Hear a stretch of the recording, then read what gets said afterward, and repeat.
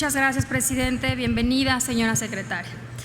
El Partido Acción Nacional ha sido históricamente un partido que construye, ya sea desde el gobierno o desde la oposición. El compromiso indeclinable del PAN ha sido siempre con México, con fortalecer su liderazgo en el mundo y con abanderar las mejores causas de la humanidad. Por eso es que durante el último año hemos respaldado los pasos que el Ejecutivo ha dado hacia la plena participación de México en las operaciones para el mantenimiento de la paz de la ONU. Y hemos acompañado al Gobierno durante importantes procesos multilaterales como la construcción de la Agenda 2030, la adopción del Acuerdo de París, un cambio de enfoque sobre cómo abordar el problema mundial de las drogas, el impulso al reconocimiento de los derechos de migrantes y refugiados en el marco de las Naciones Unidas, el inicio de negociaciones también en la ONU hacia un instrumento de prohibición de armas nucleares o la vinculación entre la agenda de paz y seguridad con la de desarrollo a través del nuevo concepto de paz sostenible. Esto, si bien es positivo, aún hace falta que se vea traducido en acciones de política interna. Hace falta que lo que promovemos en los organismos tenga efectos concretos positivos en la población y en eso hay que trabajar. Pero no en todo podemos estar de acuerdo. Durante el año de gobierno que se analiza en esta glosa y desde el año anterior, vimos con gran preocupación un cambio en la relación con los organismos internacionales de derechos humanos que prevaleció durante los dos anteriores sexenios. Pasamos de una política de apertura y colaboración a una política de descalificación y confrontación con estos, que nada ayudó a superar los hechos en los que se han basado las recomendaciones de los organismos. No solo se descalificó su trabajo, tachándolos de poco serios o de ligereza en su metodología, incluso llevando las diferencias prácticamente a un terreno personal con el exrelator Juan Méndez, por ejemplo, sino que más importante aún, frente a las 7 visitas de procedimientos especiales que respectivamente recibieron los presidentes Vicente Fox y Felipe Calderón, en los 4 años que van de la presente administración, solo se han recibido 3. Por supuesto, señora secretaria, estamos al tanto de lo que podríamos llamar un deshielo en las relaciones del gobierno con los organismos internacionales de derechos humanos. Sabemos de las aportaciones que hizo México a la CIDH y a la Corte IDH, de la iniciativa para duplicar su presupuesto y de la respuesta a las recomendaciones hechas por el Alto Comisionado de las Naciones Unidas para los Derechos Humanos publicadas recientemente. Damos la bienvenida a esa rectificación, pero alertamos que el compromiso y el respaldo a los sistemas regional y global de derechos humanos debe expresarse con mucho más que discursos y cheques.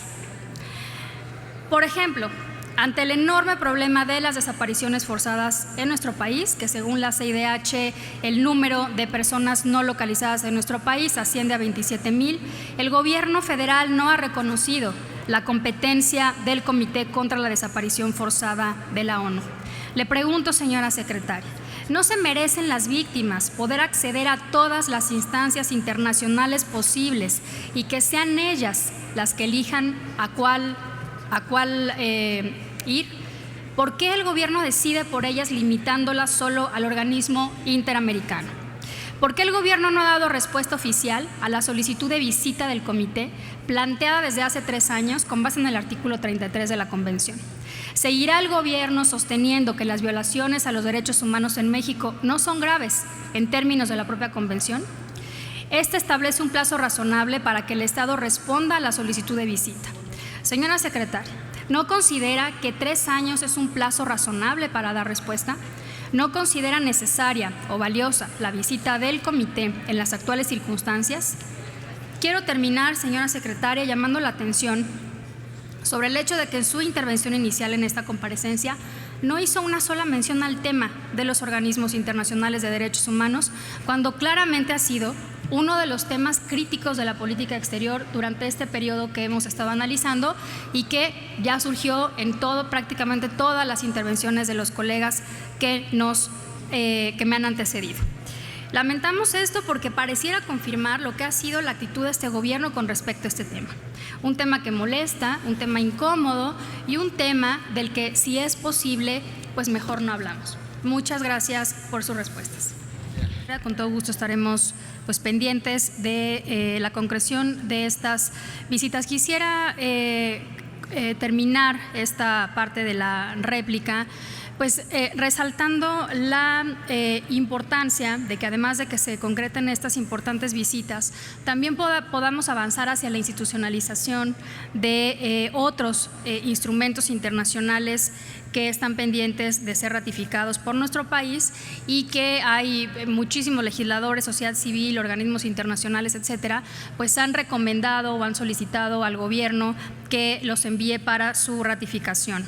Son al menos 6, por ejemplo, el protocolo facultativo al Pacto Internacional de Derechos Económicos, Sociales y Culturales, que hay una gran cantidad de puntos de acuerdo en ese sentido, el protocolo facultativo de la Convención sobre los Derechos del Niño relativo a un procedimiento de comunicaciones, y las convenciones interamericanas de los derechos de los adultos mayores contra el racismo, la discriminación racial y formas conexas de intolerancia en el sistema regional, así como la Convención Interamericana contra toda forma de discriminación e intolerancia. Cabe recordar que esta es una de las recomendaciones que hizo, de las que recientemente publicadas, que hizo el Alto Comisionado para los Derechos Humanos de la Organización de las Naciones Unidas.